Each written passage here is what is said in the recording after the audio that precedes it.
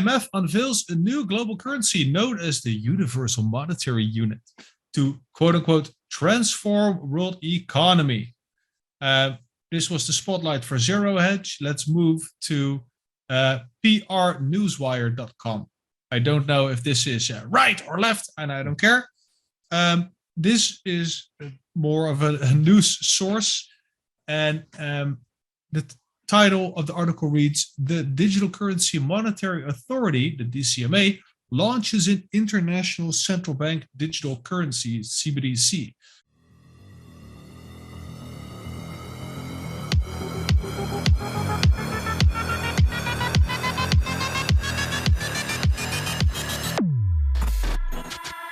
Ladies and gentlemen, comrades, welcome to episode 9 of the Quamfy show.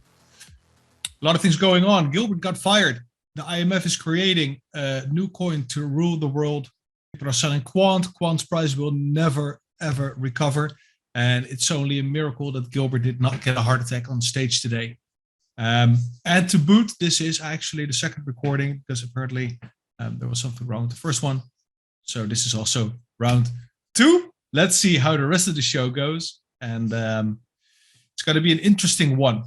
Tim. Yeah, I'm here. How's life? Hopefully in better audio than the last time. Yeah, well, we fixed that. We should have fixed that. Yeah. For the Dutch viewers, they saw how I was completely bruised. Last week I fell off my bike. Oh shit, you recovered well, dude. I didn't even notice. In typically Dutch fashion. Yeah, actually it was bruised here. I had some wounds all over my body, but how's the scab on your knee? It's okay. For the people, or English listeners, they didn't know anything. So basically a couple of days after the show, I fell off my bike in the middle of the night. And then I had like this big wound on my knee. And it was slowly healing, and then just when we were preparing the episode, I walked downstairs and somehow I managed to open it again. And I was screaming, and people thought Jarno thought I was falling off the stairs here, and nothing happened, but that was kind of a terrible experience. Anyway, life's pretty good, I think. Was doing just fine before Bitrue got hacked. Oh yeah, I almost forgot about that one. We were preparing for the pump, and then I don't even know where they are from, or Asian friends, they got hacked. Singapore, dude. Singapore. Or Singaporean friends, they got hacked. And well, that caused my crypto portfolio to fall a little bit. Was being made up for slightly by other cryptos, which were going up. But that cannot compensate for the enormous loss that those scammers have infringed upon us. No, I'm kidding. I think besides that, everything is okay. I'm doing well. I hope my English isn't too rusty this episode. I've been speaking Dutch for a long time. How are you? How's life? Yeah, I'm well. It was interesting to see indeed that the Bitrue hack, what happened. I was actually asleep like most people in the Netherlands at that time, and I mean it was really early in the morning. Sorry for fiddling with my camera again. It's crooked and my autism can't handle that. But yeah, no, there was a lot of panic for about 3 whole hours, and then price had more or less recovered, and everybody, all the coins were sold. Let's just cover it here, not make it a separate topic. But yeah, Bitrue, they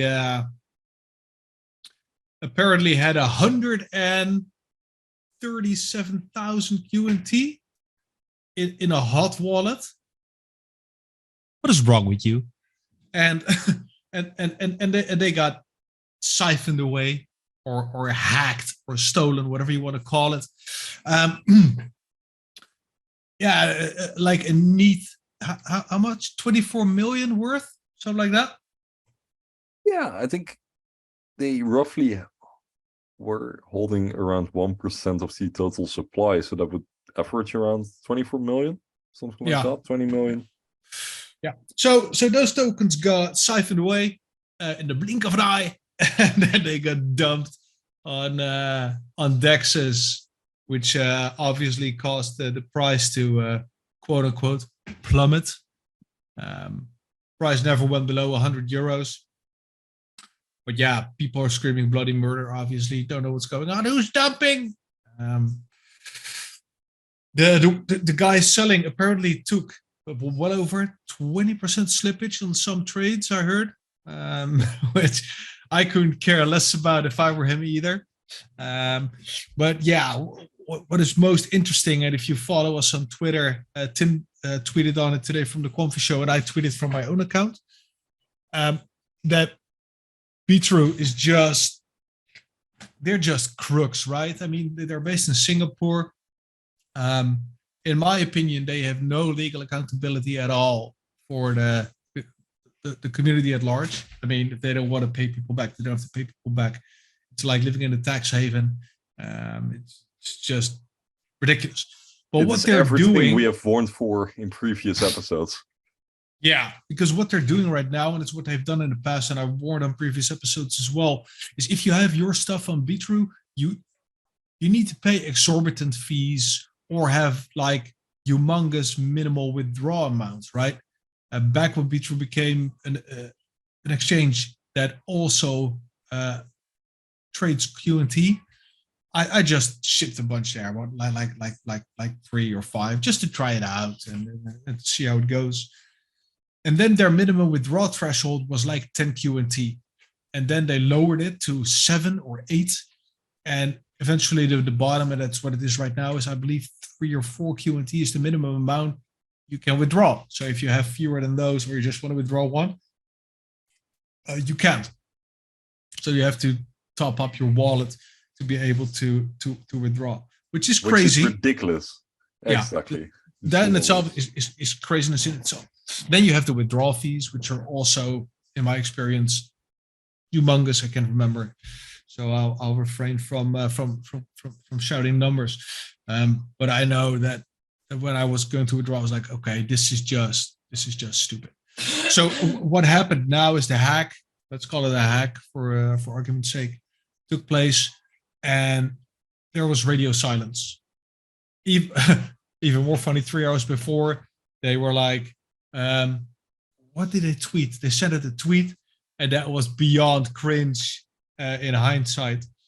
Because they wished us. They said, "TGIF, thank God it's Friday." Oh yeah.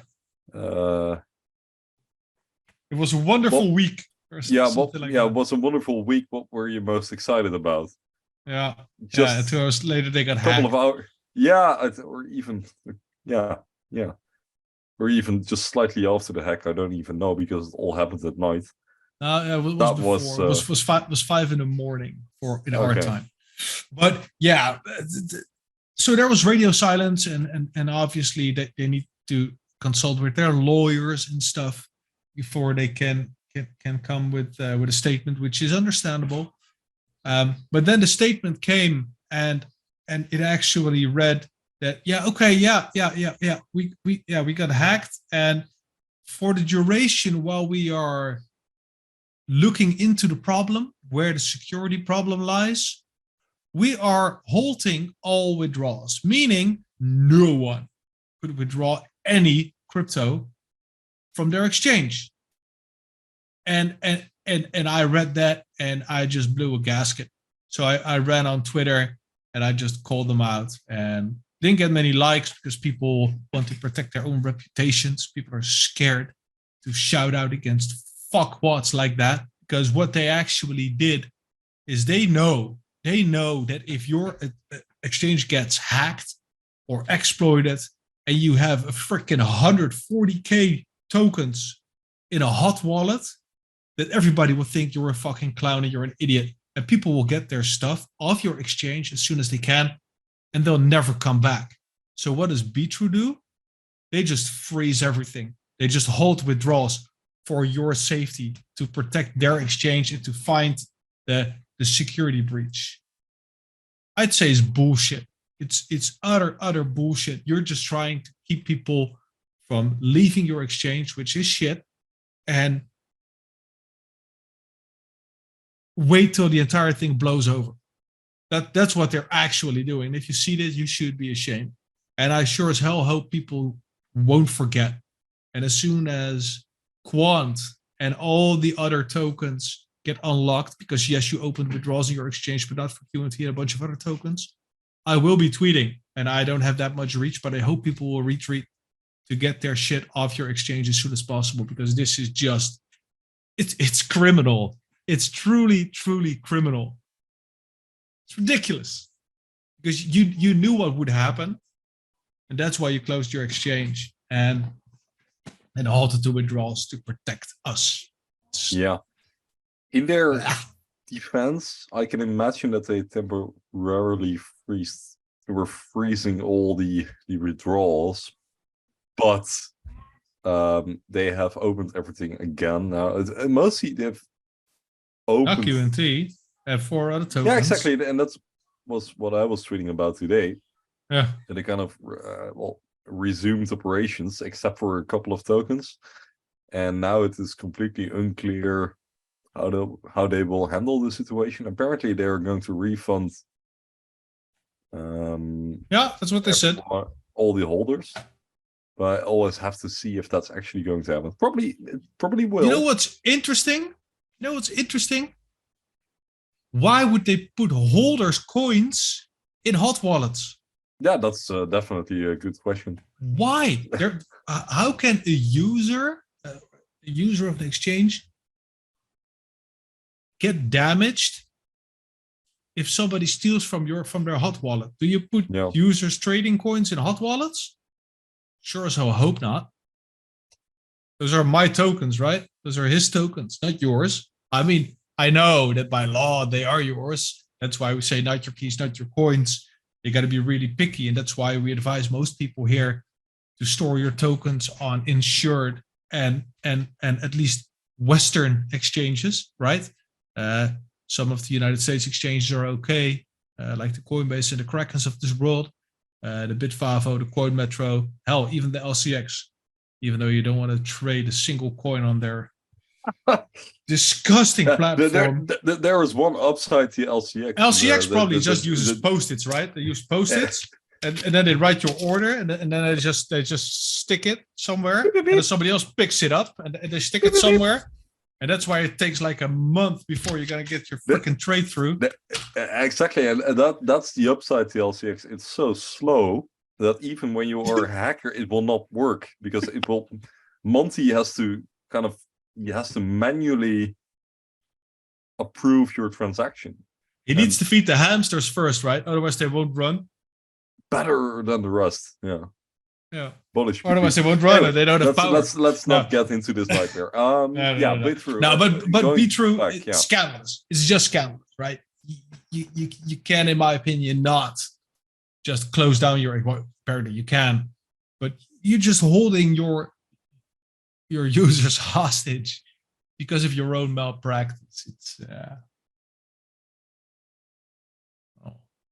it's one of the many reasons why you should be very picky when working with exchanges. Decentralization definitely isn't any better, because you will simply shift the responsibility to yourself, and a mistake is made quickly. But be very aware of the type of exchanges you are working with, because this can happen. And I think Bitrue will refund their customers, but they might not do it as well. So we don't really know, and I wouldn't be surprised if they don't refund their customers. I just wouldn't be surprised. Yeah, and there's probably nothing you can do, right? No, there's nothing you can do, because you have no legal ground to stand on. Not your keys, not your coins. Anyway. That about the Bitrue hack. Yeah. Shall we move on to Tyler Durden? Sorry? Tyler Durden. Luckily Quant survived. We are still holding. We haven't dumped into oblivion. Many other tokens wouldn't have survived such a crash, but we did. I always love the sentiment, right? We dropped what, 10%? Yeah. And then seeing all the people and the messages in in the main chat and in all other groups, the sheer panic. Oh no! Oh no! Will it ever stop? And I get it, but I don't. And I know everybody has a different investment horizon, but if your investment horizon is shorter than a month, let's say you're a trader, why do you go into a company's Telegram and ask for information? You should be looking for the information yourself because you need to be ahead of the market. You are a trader, right? And if you're in this for the long haul, months, years, why do you care about a 10% dump? Why does it matter to you? Why does it influence your state of mind so badly that you need to go running and screaming into a chat, embarrass yourself, asking for information? I don't understand it. Anyway. And in the long run, I think those kind of hacks are kind of, well, beneficial to the distribution of QNT because the big holders get left behind and you're distributing QNT to many smaller holders. Yeah. So and lots it of also, new people can get in. Yeah, and it also improves the security of networks. It improves exchange behavior, maybe. Unfortunately, exchanges are not really accountable. I even heard somewhere, and this is grapevine, right? That FTX is looking for a restart, or for how do you call that? Oh dear. They found investors and they want to pick it up again, something like that. I think I saw FTX rise like 70% last week out of nowhere. Yeah, so that's probably the same news. Yeah, probably the same thing. Okay, but closing remarks on Bitrue. If you think about it, this had nothing to do with QNT, and it was just an exchange hack. Yeah. So why are people panicking exactly? Yeah. If Quant itself got hacked and they broke into the company reserves, then I would be freaking out.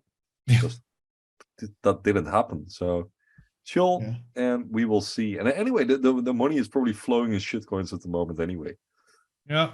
And if you can get your funds on Bitrue in your own hands, friendly word of advice: run, bitch, run! Run, Forrest. Yeah. Anyway, okay, we're moving on to Tyler Durden, and we're gonna, let me elaborate. So there's this dude called Zero Hedge. Tyler Durden is behind it. Tyler Durden is a character from Fight Club. He has quotes like, on a long enough timeline, the survival rate for everyone drops to 0. He's a real ray of sunshine. He was my initial source. That's why I'm posting him here. I think that's only fair. You can find him on zerohedge.com. He has a lot of followers. His politics are not mine. His worldviews are not mine at all. We like to see everything a little bit more nuanced and a little bit more pink glasses, as a good friend of mine, David Dowie, would say. But yeah, this is about IMF unveils a new global currency known as the Universal Monetary Unit to, quote unquote, transform world economy.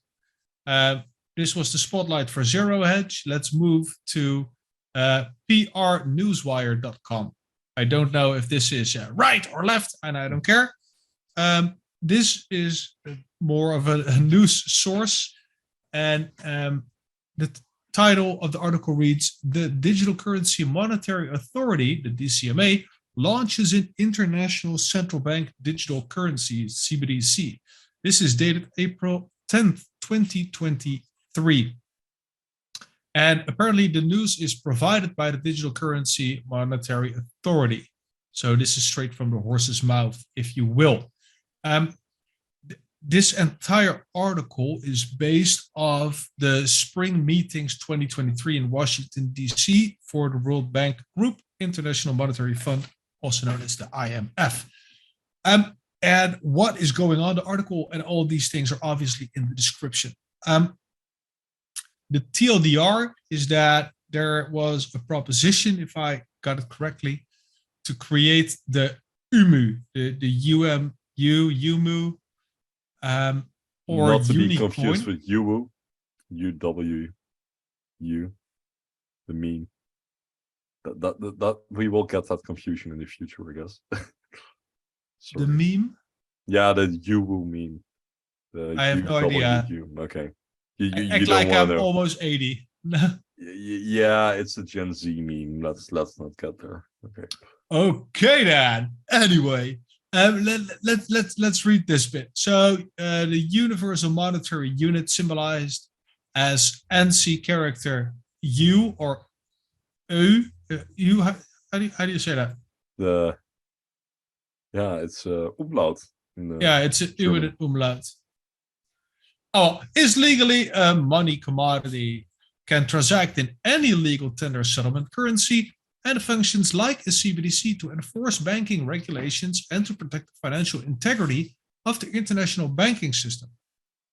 Banks can attach SWIFT codes and bank accounts to a UMU digital currency wallet and transaction SWIFT like cross-border payments over digital currency rails, completely bypassing the correspondent banking system at best priced wholesale FX rates and with instantaneous real-time settlement.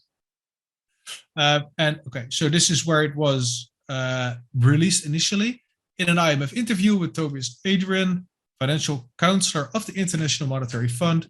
He stated, cross-border payments can be slow, expensive, and risky. In today's world of payments, counterparties in different jurisdictions rely on costly trusted relationships to offset the lack of common settlement assets together with common rules and governance.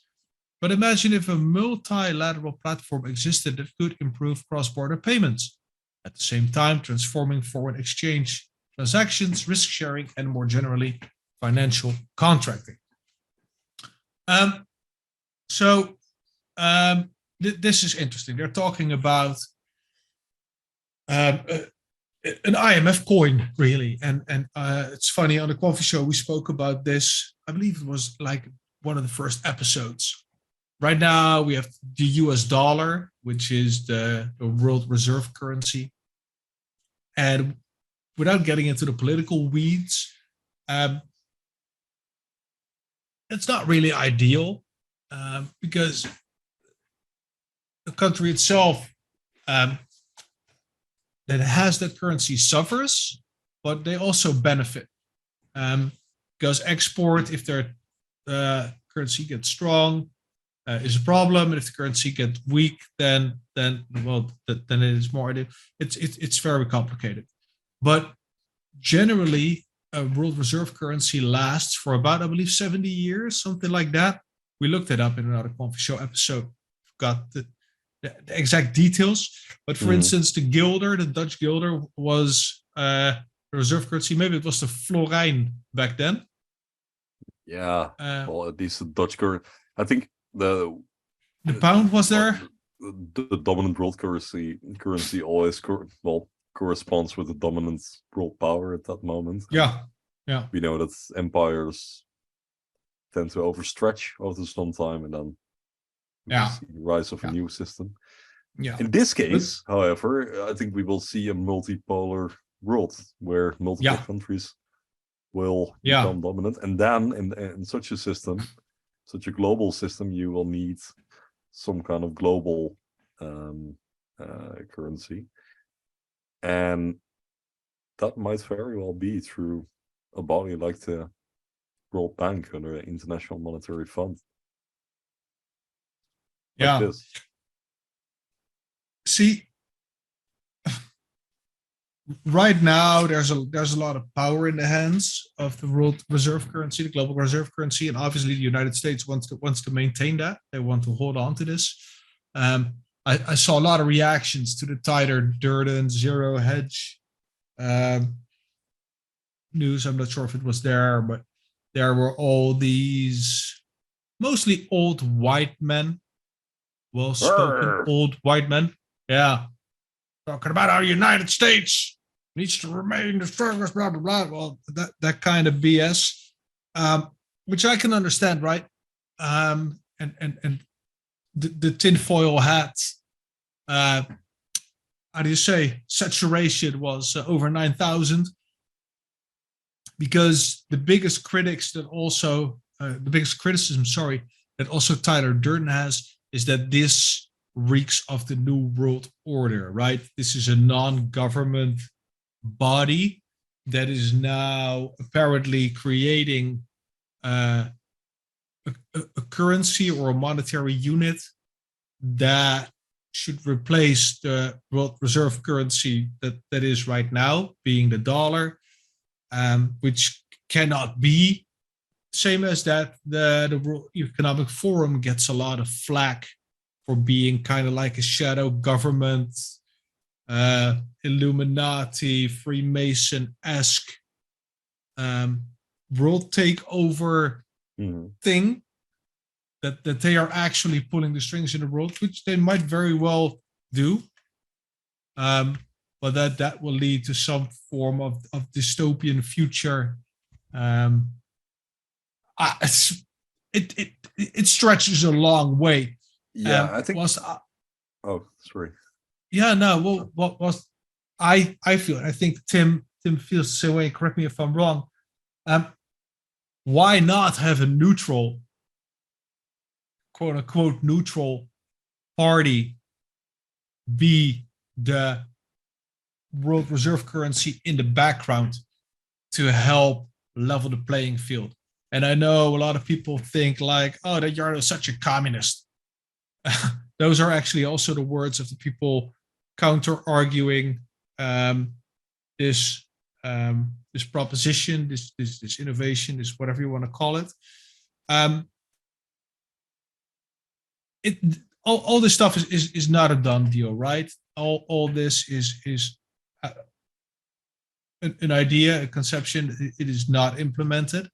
I think the ideas are interesting, and the same with CBDCs, and we'll get to CBDCs in a bit.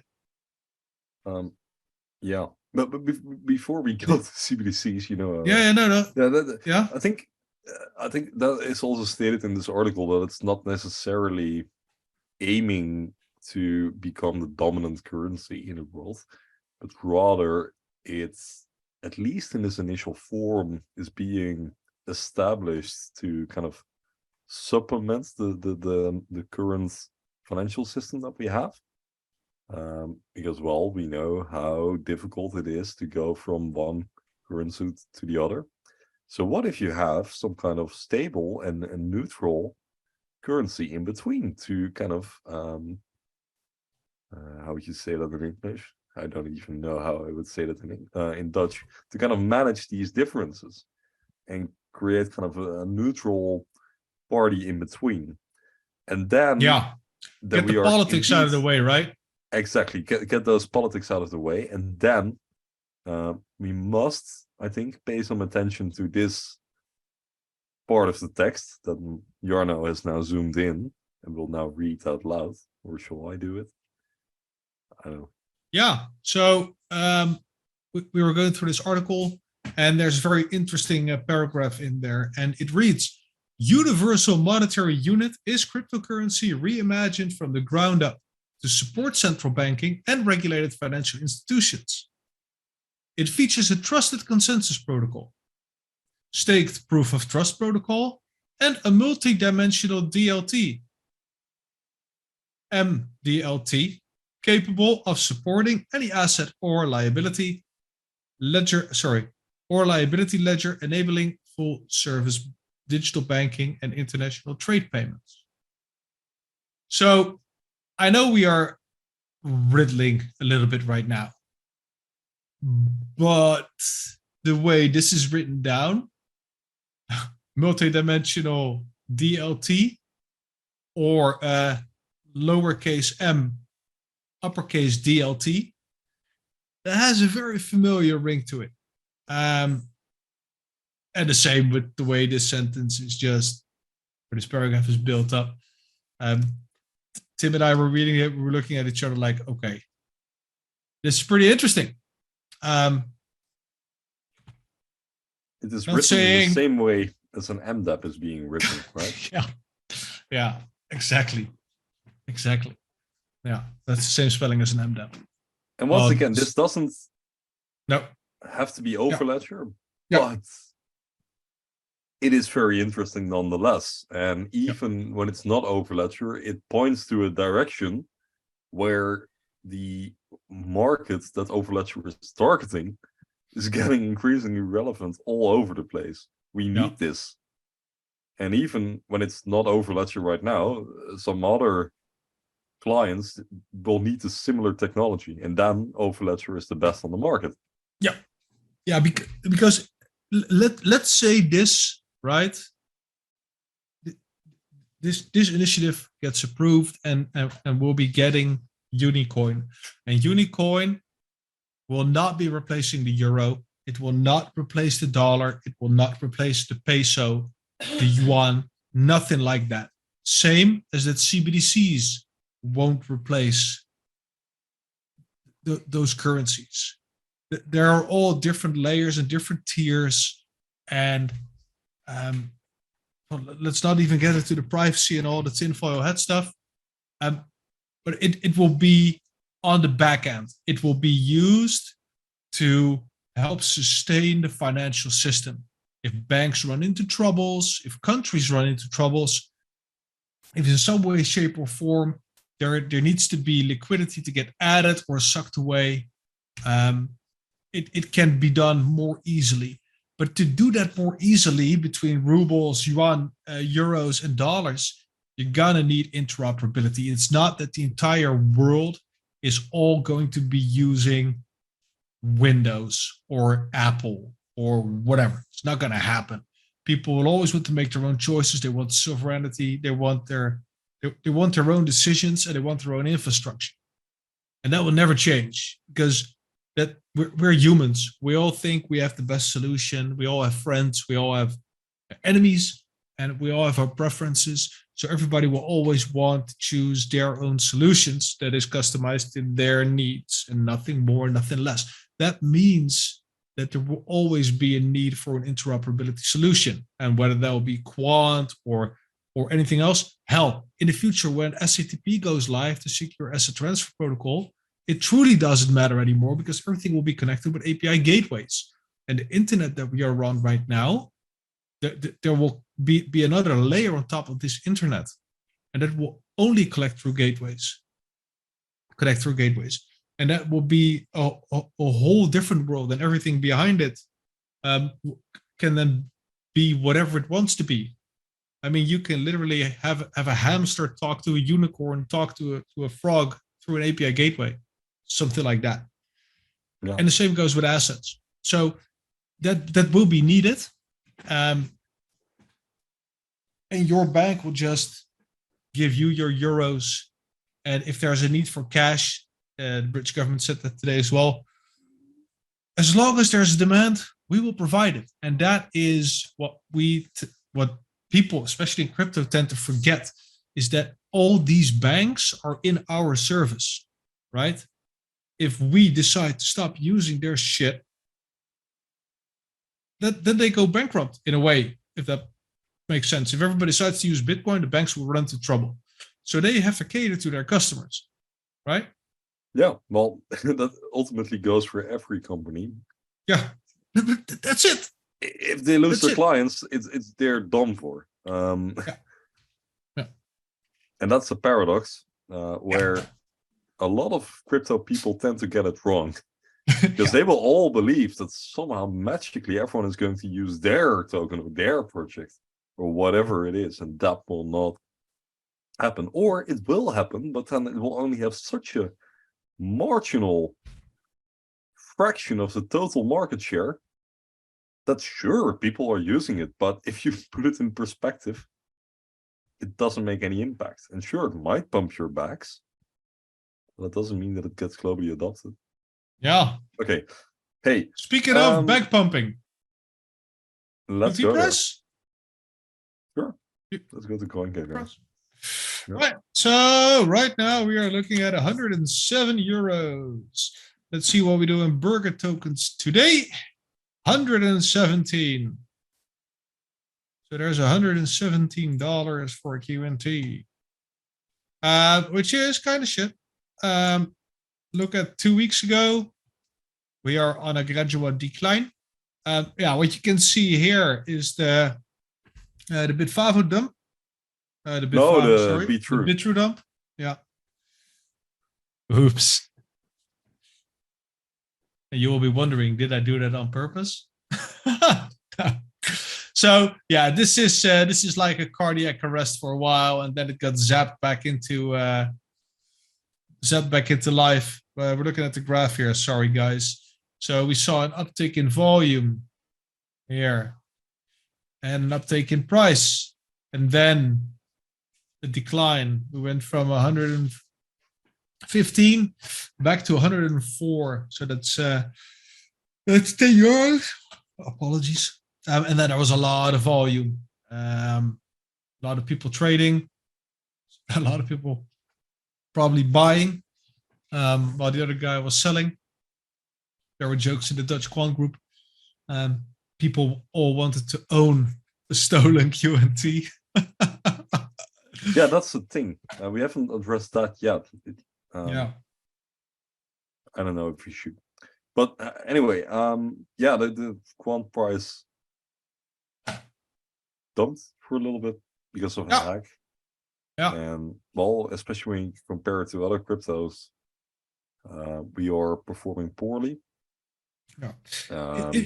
However, if you're up for it, hold on 1 sec. If you're up for it and you want to go have some fun, go look Friday the 14th, 2023 at around 0800 hours CET, Central European Time. Go on Twitter. Try and look for messages from the time frame. Go on Telegram. Highly entertaining to see how people conduct themselves when something like this happens. I wasn't Apologies even for the awake. interruption, Tim. No, that's fine. I was barely awake at the moment that happened. I just woke up. I was like, "Hey, are we?" Wait, last time we were at like 115, right? What happened? And no, I lost 10 million euros again. Yeah, and then it's like, Bitrue got hacked, and I was like, fair enough, that makes sense. I wasn't even surprised, honestly. It was like, it's probably some shit exchange in Asia. And it was. So, hey, no, we have a couple of points here to make about the price. First, perhaps, and it's all based on our Dutch group. We had some interesting discussions in there.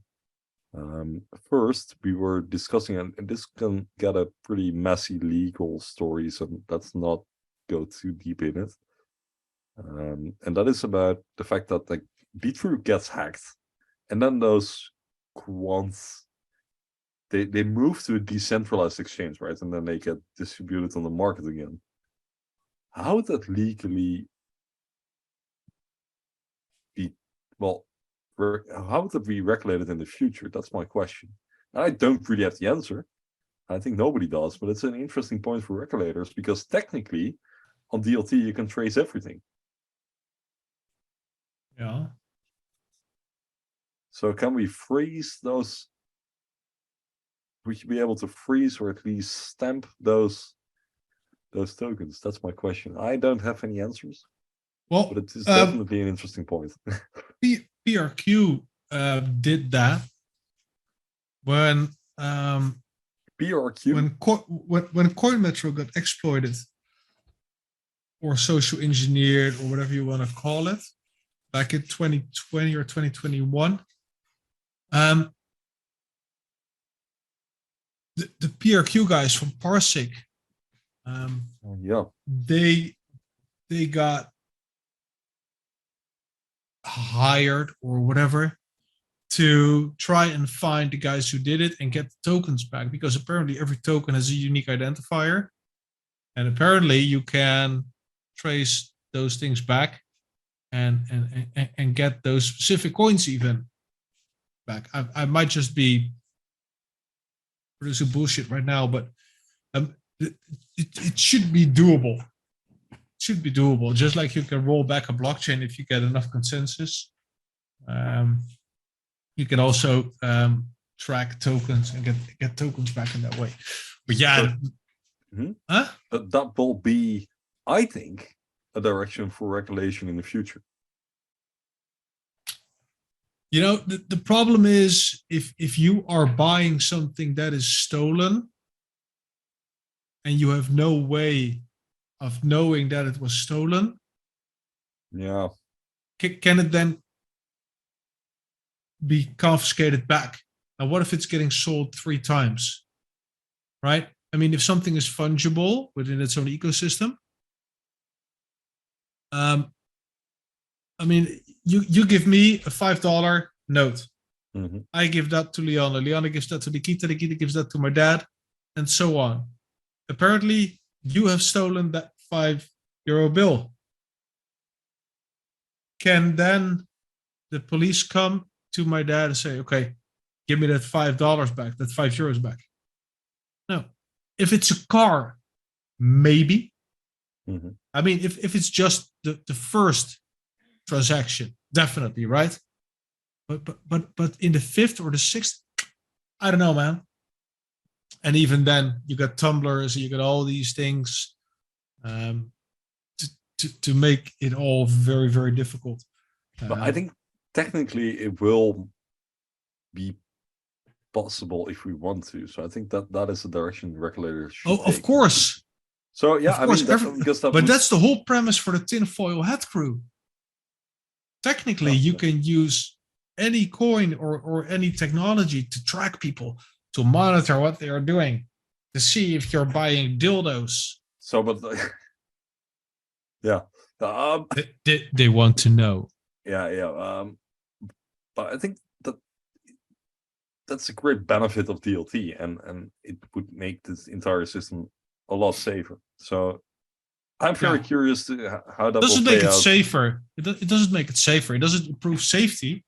It improves what the police does, right?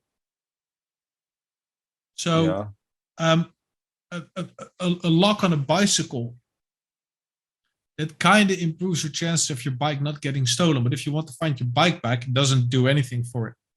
Unless you got all these micro dots everywhere. Those micro dots don't change if the bike gets stolen or not, because sometimes they know, sometimes they don't. But it makes it easier to find your bike back. Doesn't really solve the problem. Maybe in the long run, it works as a countermeasure. But if you take those bikes, you steal the bike, you throw it in a container, and you ship it overnight to Africa, nobody gives a shit if there's a microdot in that bicycle. It's in Africa. It doesn't work. Does that make sense? It kind of so does. It doesn't improve. It doesn't improve safety. But I think it will make it a lot harder for criminals and hackers to try and go out there. No, that's the point. It doesn't make it harder to try. Trying is just as easy. The chance of getting caught is just getting higher. But then they'll create another Tumblr or another whatever, and they'll throw it through there, or they just sell it 20 times with a bot, and then nobody knows who sold what and who owns what. So even if you can then track it, it's still stolen, right? Yeah, well we'll have to see where this goes, at least. Yeah. I think there are still a lot of opportunities, and we don't really know how it will play out. Because I'm very skeptical of trying to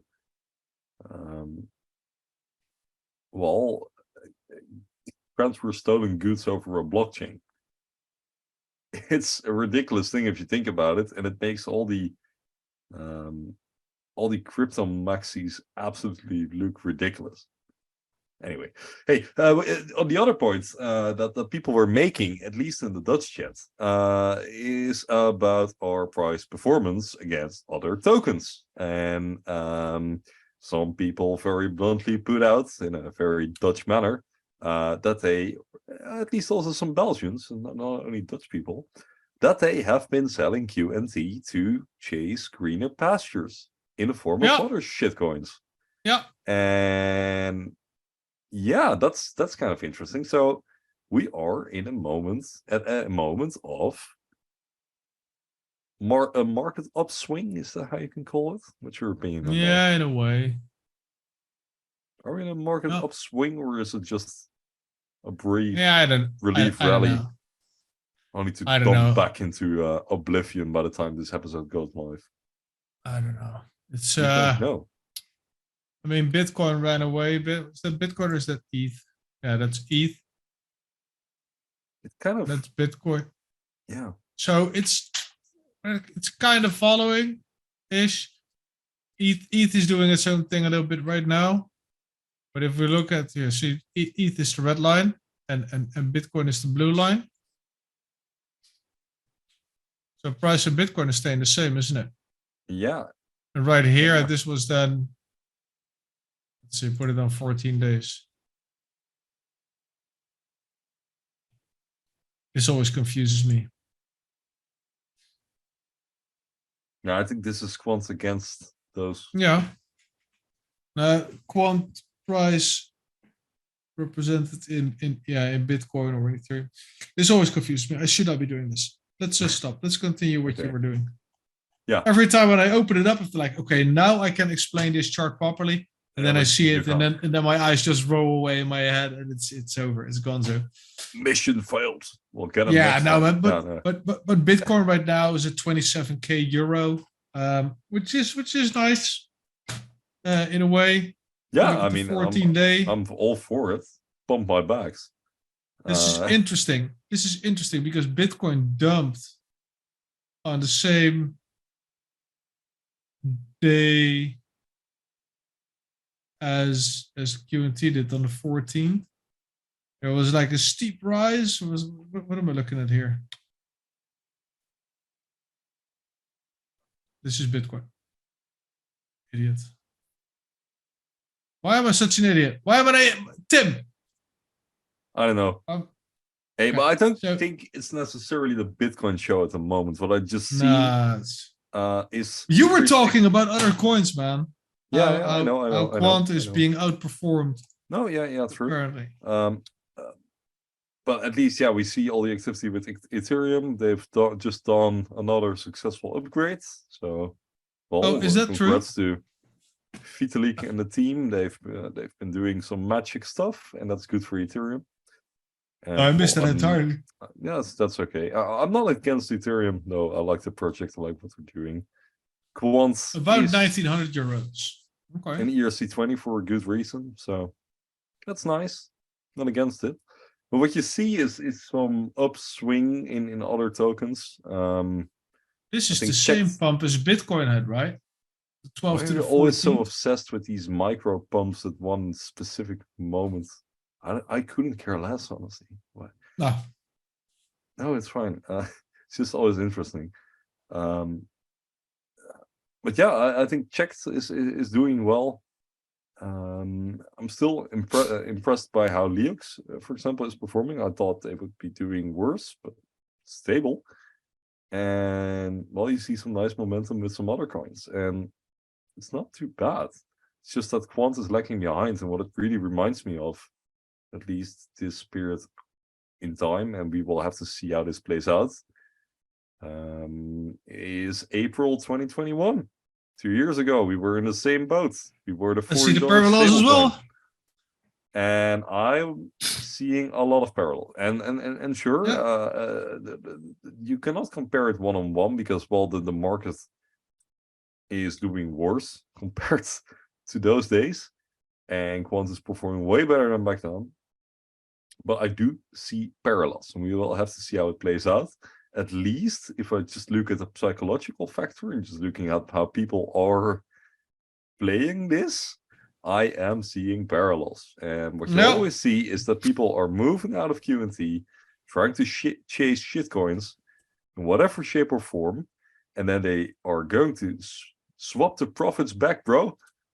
Just gonna make a quick swap here and there, and I'll swap the profits back into QNT because QNT will somehow stay low. I need to grow my QNT back, man. I need to grow my QNT back. Exactly. Yeah. And that is what. So I'm selling everything and I'm buying shit coins. Exactly. And if all the participants in the market are thinking the same thing, it will probably not happen. So we will have to see how that plays out. Hey, Overledger 2, or is there something else first? No, man. Overledger 2.2 points.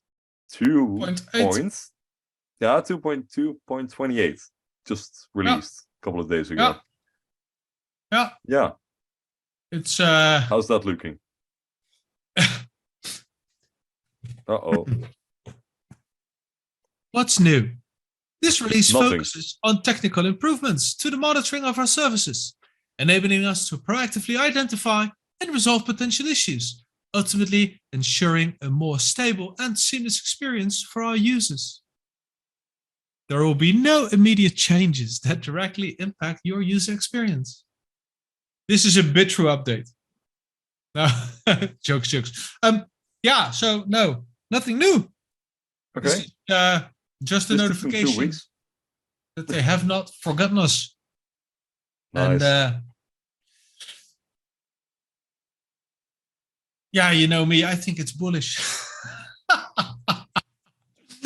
I think they have they launched their it's something at least. It's not too yeah. No man, they went to their connect.quant.network from developer.quant.network.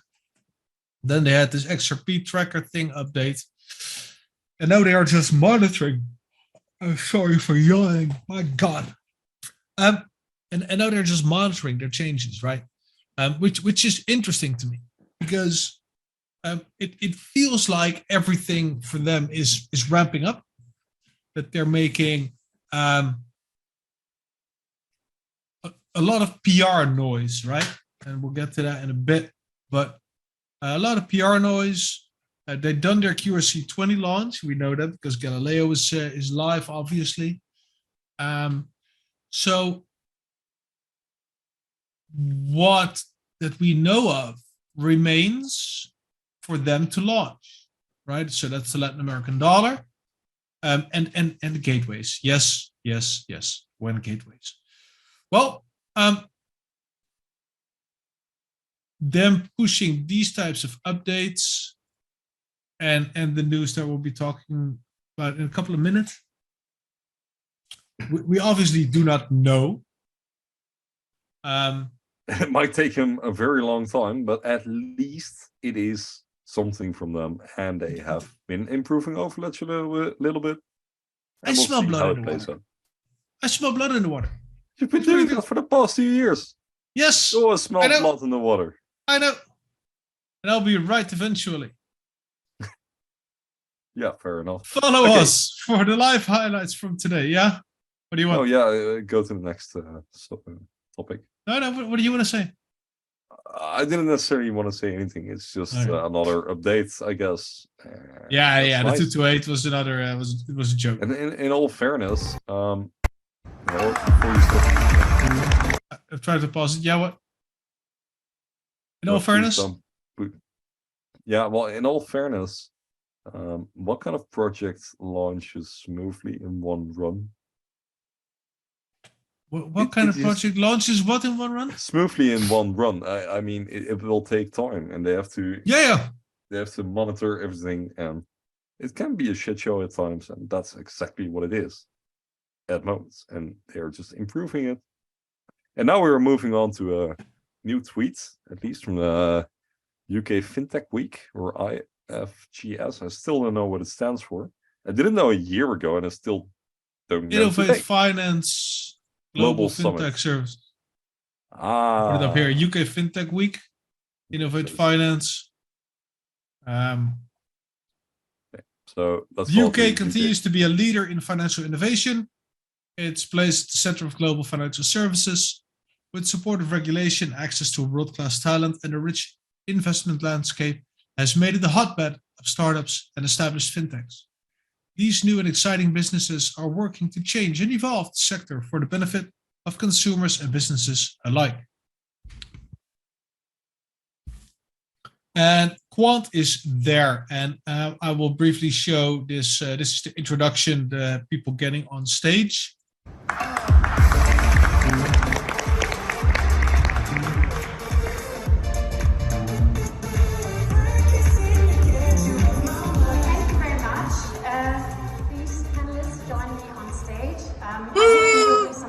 Entertainment for you today, because the topic is none but CBDCs, which of course is something we've been discussing for many years by now.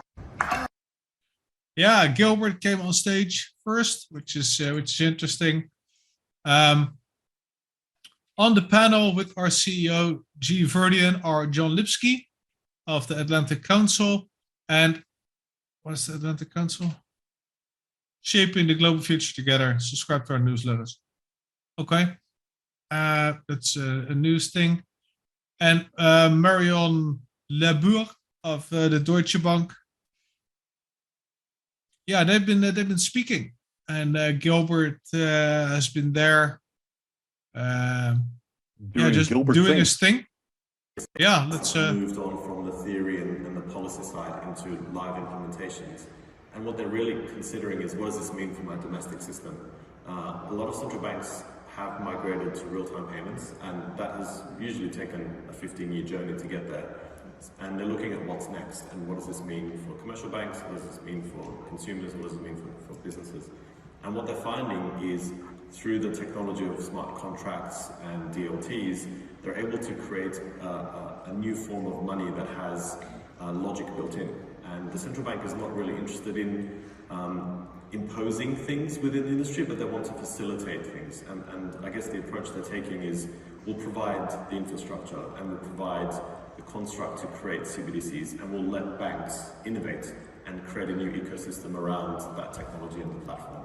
So we're seeing really interesting use case around programmable logic, allowing multi-party escrows, allowing conditional payments, allowing rapid dispersion of funds, where the private sector takes that responsibility and creates the innovation.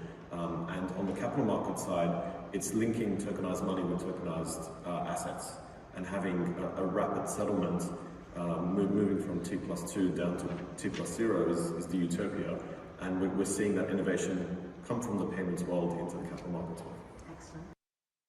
Yeah, so this is what it is all about. And it's kind of like an interview. The entire thread can be found in Quant library.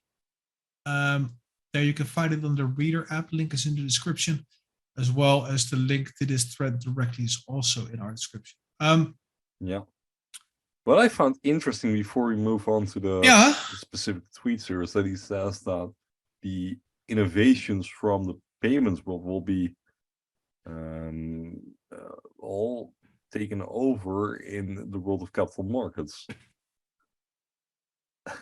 So it's basically just him saying, well, that world is pretty slow and lackish, and that we will see those implementations where it will really have impact. Like, we have been doing some pretty cool stuff with payments, but the backbone of the system is still rather slow. I think that is very interesting to me, because it means that those CBDCs will play an important role in the background, and that is where the real money is.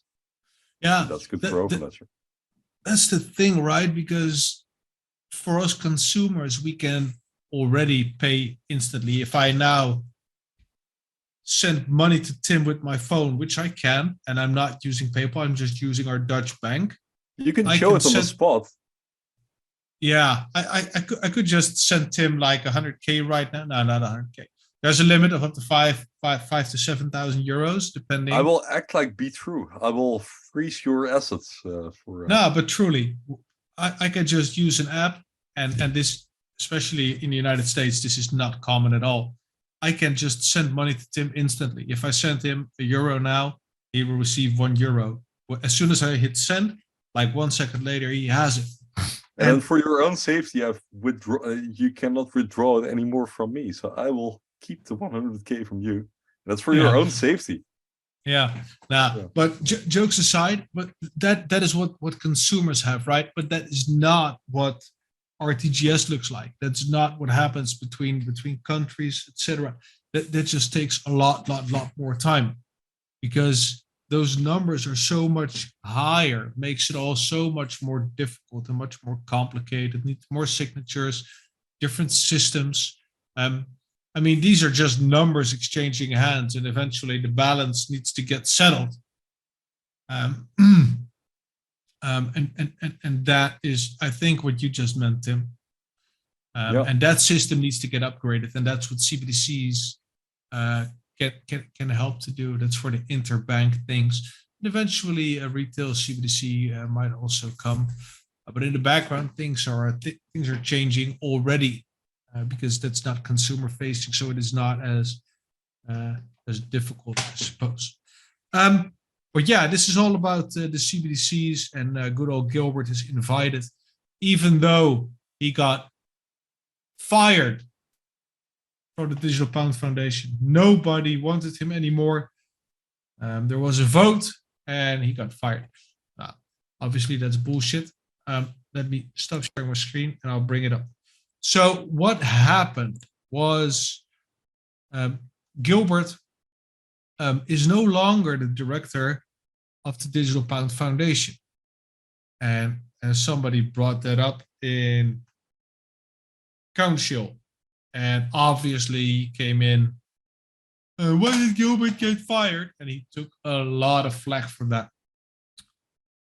But let me see.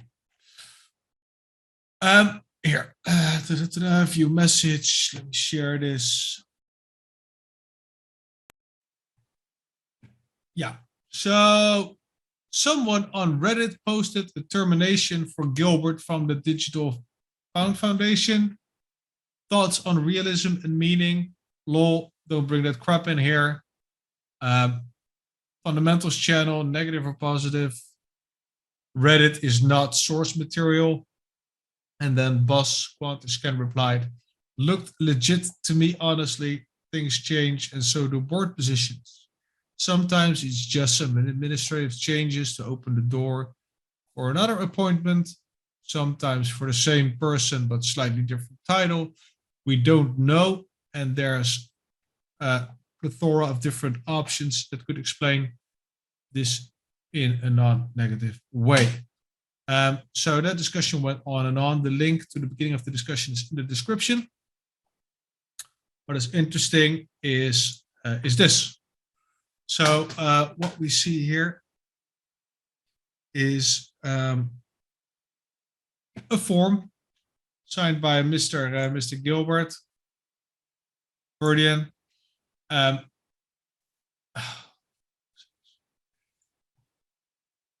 With an address, he doesn't live here. Somebody already did the research. Role director resigned, and the position got terminated or whatever. Does not mean somebody got fired. That's just a legal term for if somebody ends a position. Well, and this is Gilbert's thing. Gilbert and I are only 6 years age difference. It's amazing. I am obviously 6 years older. Appointed on 22nd of June and resigned on the 22nd of March. He is British. And this is termination of a director appointment. So this is what happened. And you know, you can find this wherever you want to find it. Well, what does this mean, right? What does this mean? Why? A terrible itch in my ear, guys. I'm sorry. Why is he fired? Why is he away? Why did he quit? We do not know. We do not know. And the question is, does it matter? And why does it matter, right? I didn't know until that this happens, until you just brought it up. I think I've seen it on Telegram, but I was like, okay. Yeah. So it's get fired. Yeah, well, it feels like one of those many instances with Quant, and this might be our bias, and that's not a good thing.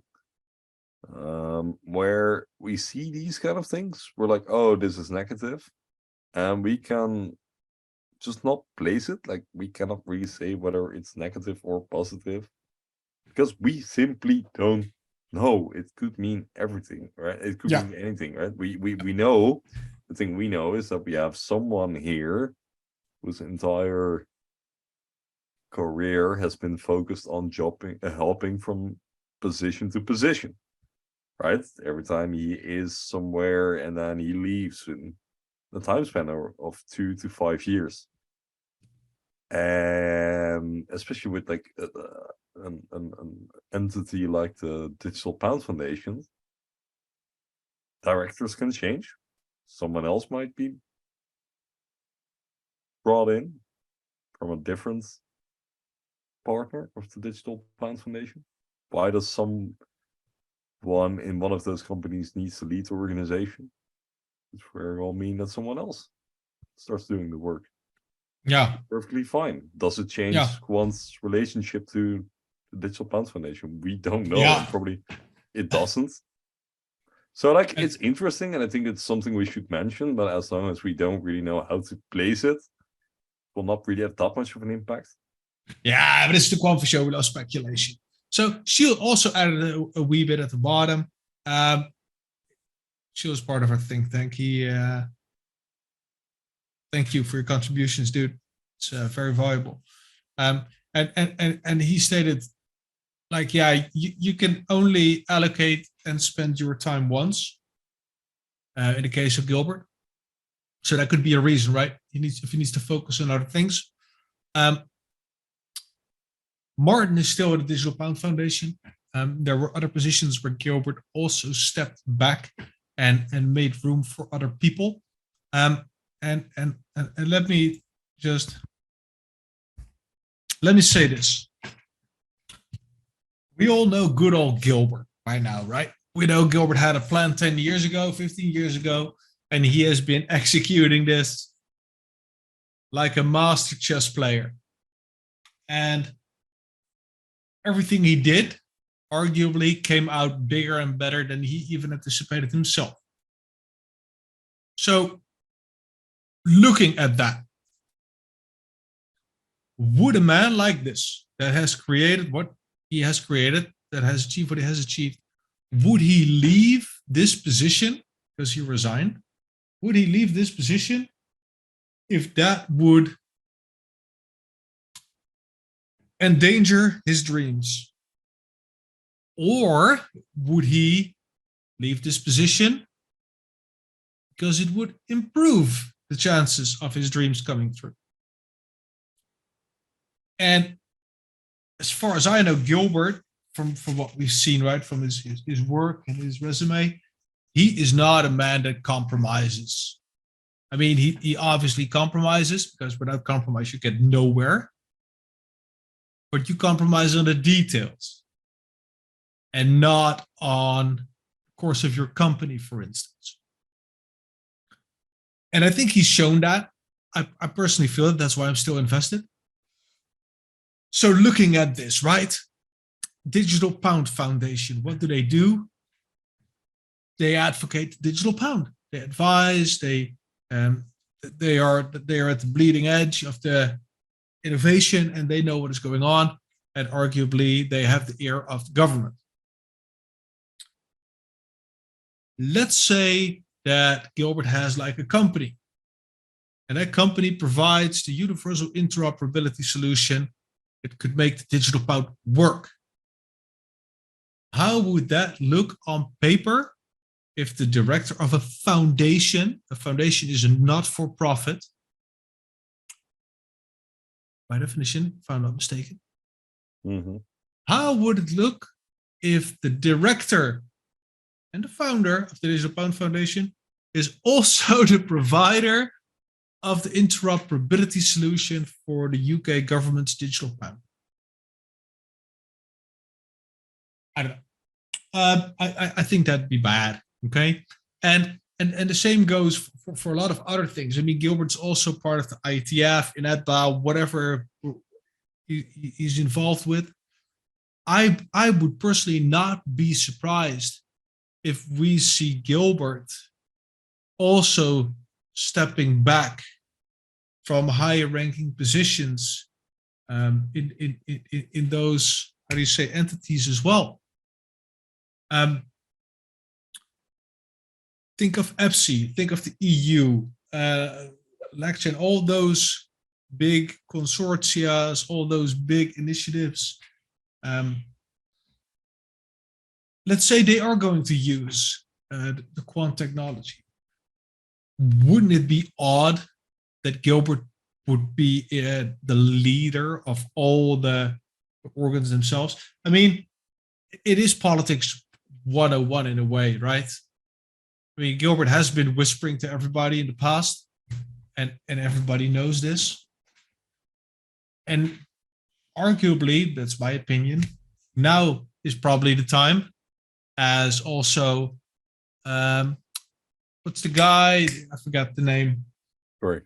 Our marketing CMO, Andrew Carrier. Andrew, yeah. He said this year is the year we're going to cash in a way, right? There was that quote from him. So this could very well be the year that they're saying, okay, we have laid the foundation. Everybody knows.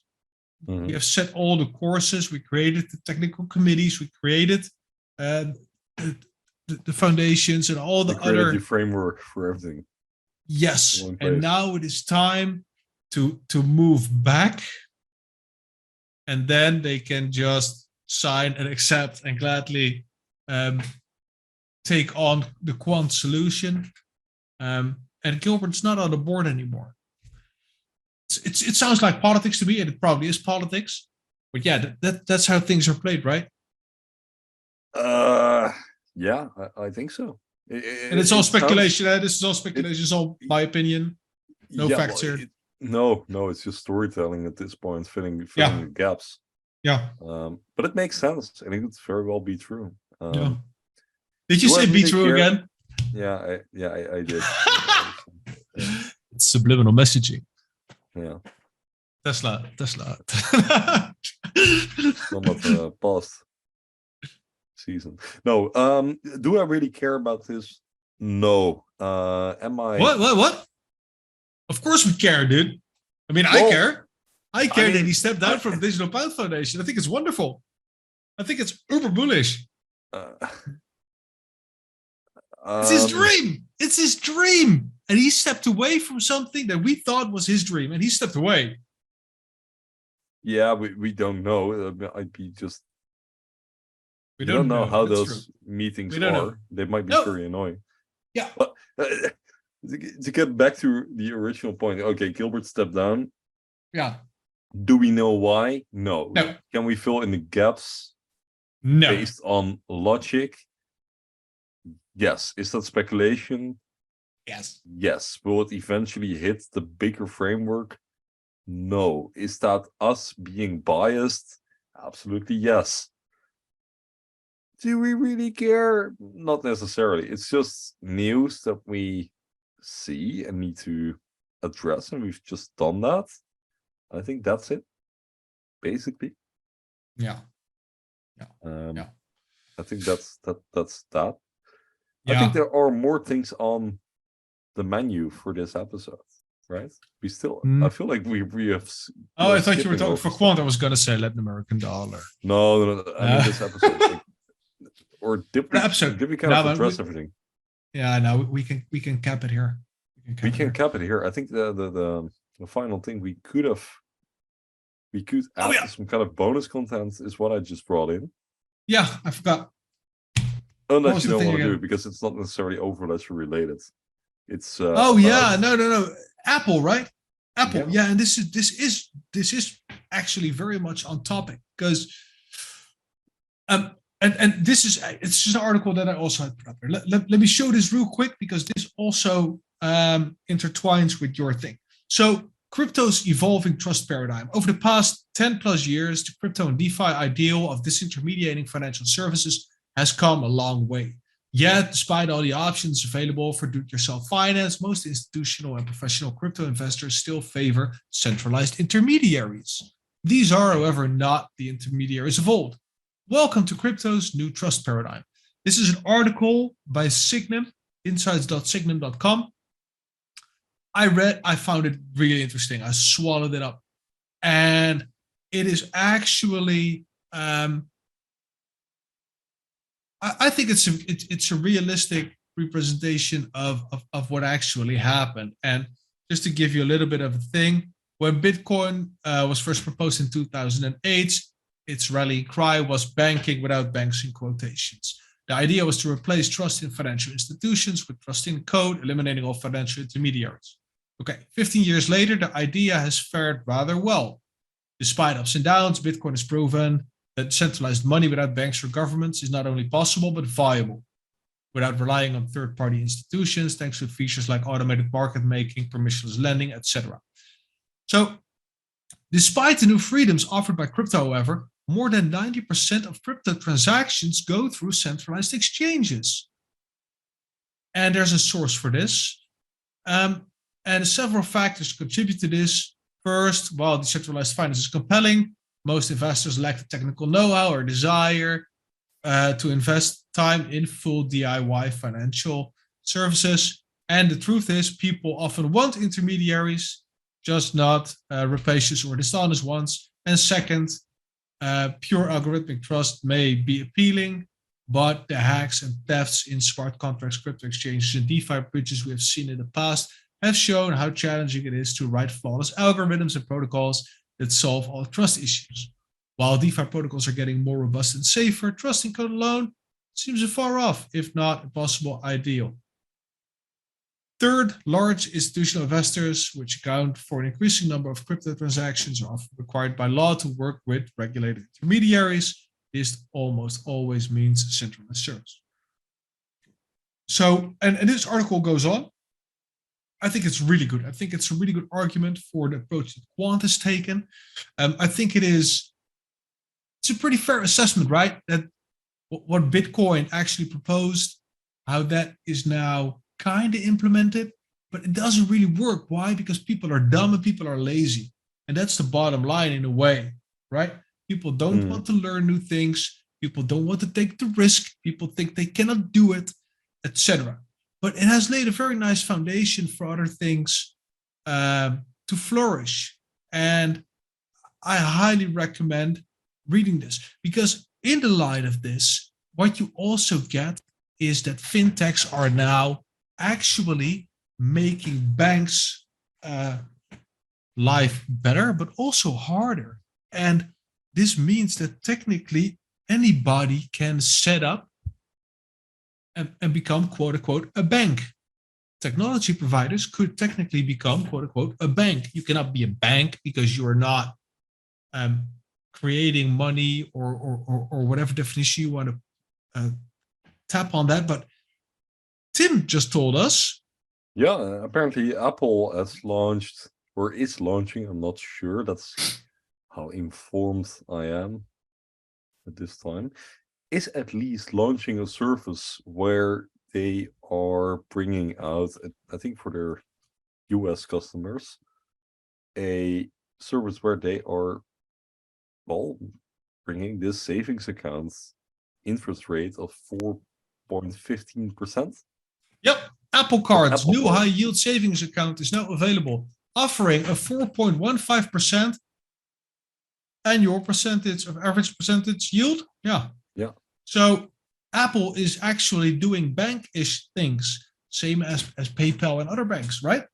So starting today, Apple Card users can choose to grow their daily cash rewards with the savings account from Goldman Sachs, which offers a high-yield API of 4.15%, a rate that's more than 10 times the national average.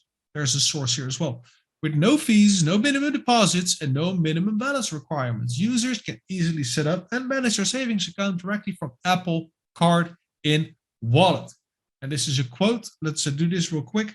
Savings helps our users get even more value out of their Apple Card benefit, daily cash, while providing them with an easy way to save money every day, said Jennifer Bailey, Apple's vice president of Apple Pay and Apple Wallet.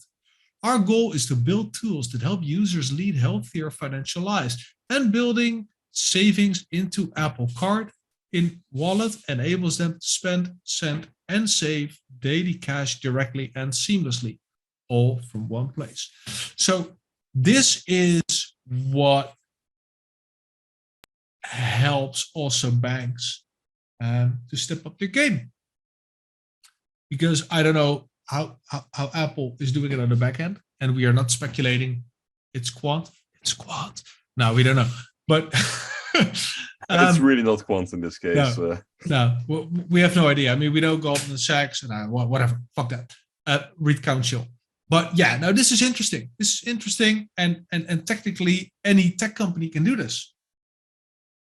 Yeah, and it's kind of I mean, I'm amazed by this, and indeed, any tech company can do it, but they're doing this in cooperation with Goldman Sachs, not the smallest bank in the world. And I think there is a maximum balance limit. I see. It's the tiny lettering. Continue talking. No, I mean that's interesting. Yeah. But definitely, this will be a seismic shift if these large companies are entering this market. Something else I saw, and that's for the Dutchies listening, and also probably some other Europeans, I'm not sure. That's with Box Zero, the investing app in the Netherlands. I got this message, somewhere last week, that they have now introduced also this savings scheme where once you start depositing cash into their app, they will offer a 2% interest rate, which is still significantly higher than with my bank account. And they are doing it in collaboration with ABN AMRO, the Dutch bank. And that is guaranteed up until 100K. So that would be the same, how would I say, like the same, how do you say that? Like the same, what's the word? It's late. The same principle as depositing it in my bank account, right? Yeah. So clearly something is changing here. But Jarno found something. So back to you. Yeah, and in this case, you are getting an account with Goldman Sachs. So this is not with Apple. Apple is merely providing you with a card, but all the banking is done by Goldman Sachs. Goldman Sachs provides you apparently, or Apple, with the 4.15% yield, and the maximum balance for your account is $250K. And it is insured, deposit insurance coverage. So